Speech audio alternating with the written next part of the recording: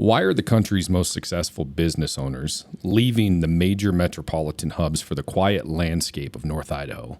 Seth and I are going to dive into that a little bit today and discuss some of the tax ramifications and just what it's like to live in North Idaho.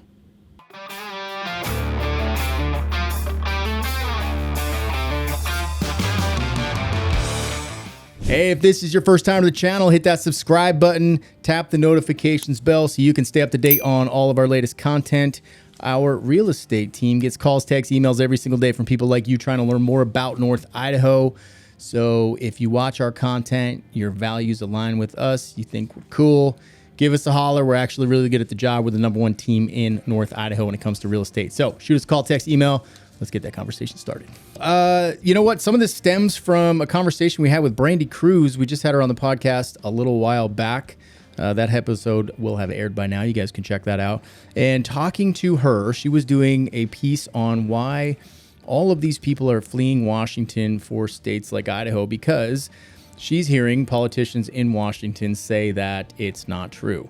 Our experience as realtors here in North Idaho is quite the opposite. About 50% of our clients are coming from Washington at the moment. They have surpassed California by now. But Eric and I wanted to dive into some of the businesses, right? That's the human level, and that does tie into business. But we wanted to dive into why businesses are fleeing these metropolitan areas, and not just Washington, right? Other states as well. California is a big one for that. And moving to states like Idaho, specifically North Idaho, for example. Man, it's interesting. As you were talking, I was sitting there thinking about how the average age of Idaho has risen significantly. People have an opportunity to select where it is they want to live and retire. And a lot of these folks are coming from states that are a lot less, or I guess they're a lot more intrusive on your individual rights. So people have earned the right through lots of hard work to live where they want. And I love that part of it. It's a lot of our clients. They're at that retirement age of life. But what I'm noticing now is there's a lot of younger, hungry, successful entrepreneurs and people that are coming here with a desire to start their own business. A lot of them use words like ripe. You know, in North Idaho, we've heard that a lot. Man, it is ripe for opportunity out here. And I think a lot of it's because of the drive and hunger. It's just kind of our culture. They know that there's a young group here. And we discuss it all the time. I can't wait to start seeing some good manufacturing, machining jobs for the younger generation out here. I think they're coming. I mean, Post Falls is perfect for that, and there are quite a few manufacturing businesses there. I mean, Buck Knives is there. I didn't know that until I moved up here, right? Everybody knows. I had a Buck Knife since I was 3 years old. Right. Maybe a little older than that, but they're here, and they didn't. That's a company that moved here. I don't know. It was probably been a while since they moved here, but they came here from somewhere else. I think Southern California. 90s, I think, because I was out here in the 80s, but I remember when that one went over there. Right. So they were kind of ahead of the curve. But ATC Manufacturing is a huge one. They moved from Spokane Valley to Post Falls. Got to ask yourself, why would they do that? That's not that far. Right. Clearly, it's not weather, because it's exactly the same. That's 15 miles apart. So it has to be politics, right? Some policy over on the Washington side that is forcing their business to come somewhere else that's more agreeable to it. Right, and not just policy, because if you're just a bean counter, you're over there going, whatever, I don't care. But let's look at like the tax structure and whether or not it's worth it to incur this significant capital expense, because I don't care who you are, there's a significant capital expense from uprooting from one place, and even if you're just leasing, going to another one. So you got to make it work on your, we talk in real estate about net sheets. You got to make it work on your net sheets. Yep. What's the 1, 3, 5, 10, 20-year prospectus? Right. When can we make this up? Yeah, I had recently was showing properties to a large weapons distribution company, a firearm distribution company, right? They sell to gun shops. And they were looking to move out of Washington and come to Idaho because these stupid laws, these anti-Second Amendment laws that Washington has been pushing through. That one specifically for them was the requirement to have, $25,000 insurance for each firearm. So as a wholesale distributor of firearms, they were looking at that and saying, we can't possibly have that much insurance. Right. It doesn't work. So that's why they were looking outside of that. So that's an example. I mean, it's not always taxes necessarily. It could be situations like that where you're becoming so prohibitive with your laws that these companies just can't do business there anymore. Well, the human element, I think people crave consistency. And what they're talking about with that $25,000 one, I honestly don't think that went anywhere. I don't think so either, But even that, the thought that they could do it, and tomorrow your livelihood's gone. I mean, it seems like businesses are just an afterthought. Look what's happening in Seattle. You've got vacancy rates in high rises downtown that what were the numbers? 40%? Nearly 40%. Yeah, nearly 40%. And now they want to go after the building owners if they're vacant because their policies are driving businesses out. So it's hard as a business owner. We've got a good example of it here. BZ, North Idaho Arms. That dude ran one of the biggest gun shops in Western Washington and then brought his family here to take all of that experience and start a business here. Yes. He's one of those that came out here and goes, oh man, North Idaho is ripe for this. I cannot wait to be a business owner here. But what's he doing as a business owner? He contributes directly to the community. I am going to an event tonight at the Bunker Bar in Post Falls. We had Brent on here a while back on the podcast. Great dude. And BZ's going down there. They're raffling off a firearm tonight. And that money is going to New Beginnings, which is another veteran organization here in North Idaho. That's the kind of community we want. Those are the businesses that seem to be coming here in droves. Yeah, we had these numbers. It was breaking down small businesses in North Idaho. North Idaho Arms is a proud sponsor of this podcast. North Idaho Arms is a locally owned full-service gun store in Post Falls, Idaho, founded under one guiding principle. They are unapologetically pro 2A. The owner, BZ, is a friend of ours and is a 2A rights absolutist. North Idaho Arms throws a flaming middle finger to all unconstitutional gun laws. Handguns, rifles, suppressors, magazines, ammo, complicated moves, estate transaction. BZ does it all. And yes, you can purchase some of these items if you're a Washington resident. Go see BZ at North Idaho Arms, Post Falls, Idaho. They made up, oh God, I don't have the numbers. They were 77% of the businesses out here had 20 employees or less. So it's small businesses. So what does that mean? That means that you have a community here that would rather go to these small business and help pay for t-ball and soccer or football or whatever it is for that family in that moment. It's still very, and you got me reading this book, but it's still very tribal here. I think we like the concept of contributing to kind of our little small community. And when we talk to people that are moving here, that's what they're seeking, right? They're seeking that purpose and that drive and living in an area that's still small enough to make a difference. That, right? You go to Seattle and it's like, man, it's so big. You can't. Nothing. You just disappear in there. Right. But you can come here like BZ, start a business, and I mean he gives a lot back to the community. Yes, he does. The monetary value alone is shocking, but you know the effort and the time, all of that together is huge. So you have all these people, and he's not the only one that are coming here and doing that.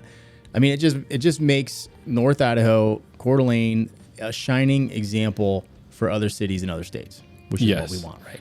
It's funny coming from the background we did. I always find myself being a little suspect of meeting new people. I don't, and I'm hoping that goes away. The longer I spend time with people here. But I get the impression in Idaho, people don't have that natural inclination to think that you're up to something or you have an ulterior motive. Yep. Sometimes people will disappoint you. But by and large here, I think it's natural curiosity. You greet people, you say hi. When people come visit, man, go to a store and talk to them, right? And find out where they came from. And it takes a while for people to adjust.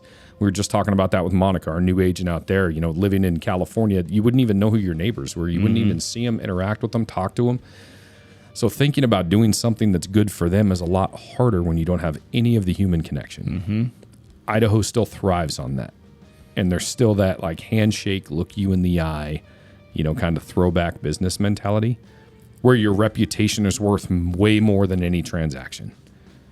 And then you couple it with what our tax structure actually looks like here, where if you go to the, the tax index, I pulled this just so you know it's legit from a website, all right? And it was on the internet, so it has to be true. No, but this was from the IRS tax site. You know, Idaho is the 9th friendliest tax state in the country. Oh. I would love for us to get to number 1. Yeah. But when you start to compare what the Washington corporate tax is and their B&O taxes, I think they gamed it to where their corporate tax is 0, but their B&O taxes are freaking insane. Some of the absolute worst in the country. When you're talking about $1 million in revenue for a business, for revenue, and by the way, they tax you whether you turn a profit or not. Of course. $1 million in revenue is nothing for a small business. If you've got 10 employees, I'd expect your revenue to be around $1 million in order to pay everything else off. So when you start combining culture of where you're actually living and what you're giving back to the community, and then you look at the tax structure from, I've got them all here, Washington, Oregon, California, man, it's a pretty easy pick if you can make it happen. Even with the income tax, Eric? Income tax is 5.3. Yes, there's so many hidden taxes. That's why I like bringing up B&O tax, right? And in California, they call it corporate activity tax, 0.57% on taxable commercial activity over $1 million. Over $1 million, that's really most businesses. Most. Especially if you're just talking about revenue. Washington makes it even more confusing because it's different in retail and wholesaling. That's 0.5%. Services and other, 1.5% for less than $1 million, 1.75 for $1 million to $5 million. Oh, wow. That's significant. When you're talking about profit margins where you're hoping to get, 8 to 10%? Yeah. That's huge. Wow. I mean, that's really good. And that's just giving it straight back to the state.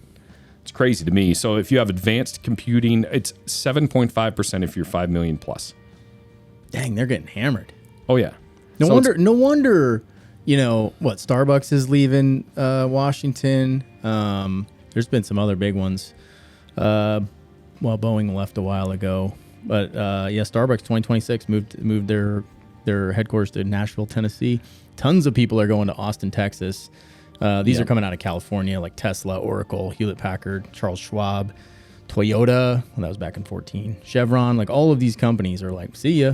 And then we're you look going to Texas. Yeah, and then you look at payroll taxes. So that's on top of like B&O, right? And then you just start breaking down payroll taxes. Idaho, what is it? Let's see. 0.21. Washington is up to, or 0.21. Washington is up to 8.12.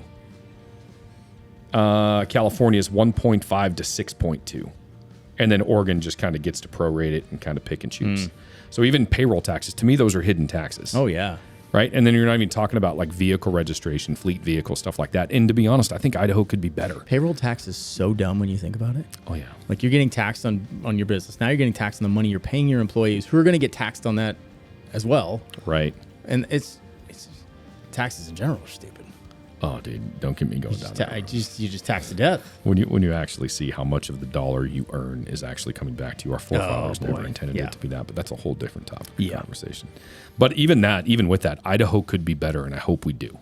I would love to attract more manufacturing jobs here for the betterment of our community as a whole. It's not good if that average age keeps climbing and going up because that's not a workforce. Right. Our number one employers out here are still... I had all that too, but it's healthcare and manufacturing is catching up. So, I mean, you have Northwest Specialty Hospital. It's growing like crazy. Kootenai Health is still the number one employer in, our area. We have manufacturing jobs going in. What's really gone crazy is aerospace tech.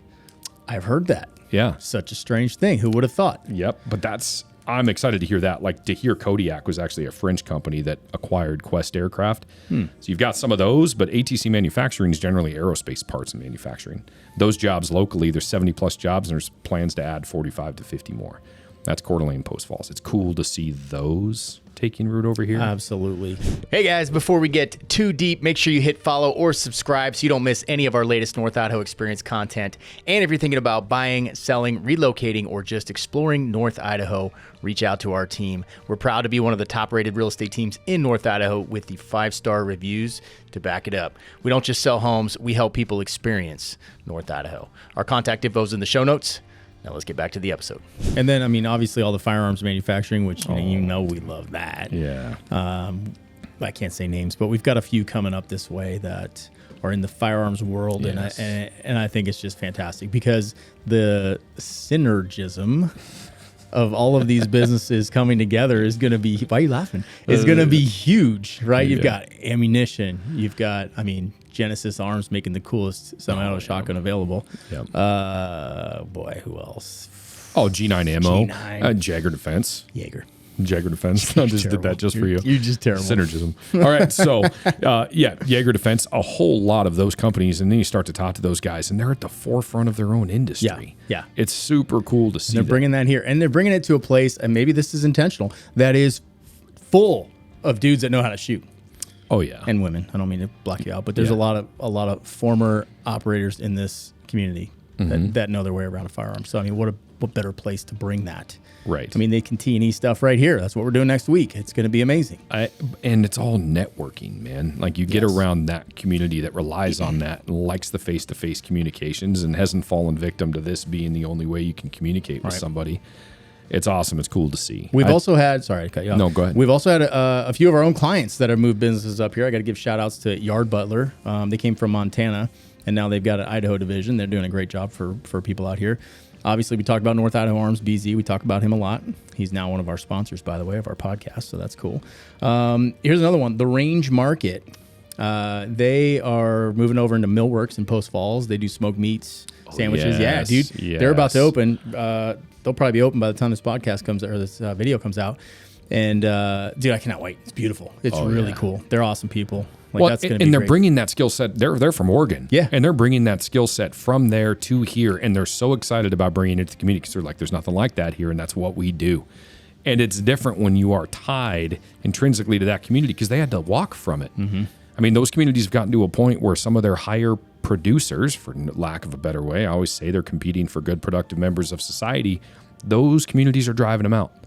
Why? Idaho would be foolish not to go, yeah. Come on. Yeah, absolutely. You're not a burden to the rest of our infrastructure here. I know people are going to talk about housing prices, but these folks have said, and then they're contributing positively to the community. Yeah. Well, and we've got plenty of other ones that, retired military, you know who I'm talking about now, but that is absolutely going to get involved in community politics here, has lived all over the world, has a pretty fresh perspective and can say, no, I'm going to take an active role in keeping North Idaho. Which I can appreciate. And I know some longtime locals will be like, if you're not from here, we don't want you in politics. But let me tell you, it is very good to have a different people that have had multiple perspectives, that have lived in multiple countries and know what things are like out there. Because if you take the apathetic route, this will fail. Yeah. If we don't stay active and engaged in our community and lead it with intention, we will be infiltrated. Right. It's being attempted as we speak, and this place will change, and we don't want that. No, and make no mistake, Idaho's not perfect. Obviously, look, we own a real estate business here in North Idaho, but it's not perfect, and it takes work, and you have to stay actively engaged and involved. If you're going to move here, you want to start a business here, it's incumbent upon you, and it's for the betterment of you personally and professionally to pay attention to what's going on locally. We have bureaucracies within our own state that absolutely need addressed. We're talking about businesses. The Department of Professional Licensing is at the top of my list as bureaucratic crap. That needs correction, right? But if it's just gone on the same road for a really prolonged period of time and it's never been checked, it's the same with our court watch. There's got to be some accountability. Yes. And it's going to be those people that came from another state that started to see the signs and symptoms of the deterioration of businesses within their own state or their own community. They're going to be the ones to point it out and correct it. Yeah, and just because they're from another state doesn't mean they won't have Idaho, at the top of their list and protect it at all costs. I think they do more. I almost feel like that too, because not all. I mean, there's some people that are Idaho through and through, and they want to keep it that way. Yeah. But I agree. But it requires, I think, that experience to be able to lead it. It's interesting because we're starting to see, when we talk about small businesses, and they make up almost 80% of businesses in North Idaho, we're starting to see some more chains, right? Yep. Trader Joe's went in across from Pilgrim's Market. Which has been good for pilgrims, I've heard. Yes. It drives more traffic there in general. But I'm not a fan. Right. But then you see some of the impact that, because they're still small businesses, especially franchisees. Some of our, people that we work with the closest got Jersey Mike's out here. That is locally owned. Ivan and Raina Pinchuk are awesome, and they give a ton back to their community. And they are all in. And guess what? They weren't from here originally. Yeah. Right? But they're all in on their kids growing up in the place that they selected. Like, that's the important part. People are selecting to move here. Why'd you have to bring up Trader Joe's? I can't stop thinking about it. I know, now. I'm sorry. If you think Trader Joe's food is healthy, please read the labels. Just please read the labels. The only thing healthy in there is a freaking banana. You know how you like to say quarter and jukebox? That's what I just did it. I'm done. Go to Pilgrim. Go to Pilgrims. So I think it's multifaceted. In fairness, I think Idaho could do more. I would love to see more tax breaks for businesses that are trying to flee states like Washington and come here, so you could help them offset the capital expense of leaving a building and a production facility to come here. And that sounds like a crazy thing, but you know what?